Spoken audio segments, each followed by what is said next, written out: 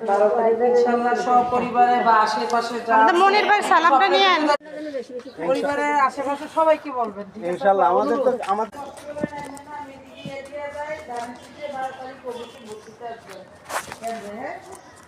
ওটা দিয়েন ধানের শীষ আমাদের মনির ভাইকে।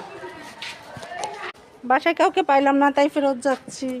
মানে আমরা ধানের শীষ থেকে আসছি ঠিক আছে পরিবার সালাম নিয়ে 12 তারিখ সবাই কেন্দ্রে আসবেন ধানের শীষে ভোট দিবেন ধানের শীষে একটা ভোট দিয়ে মনির ভাই সালাম। এটা আমরা নিজের মানুষ।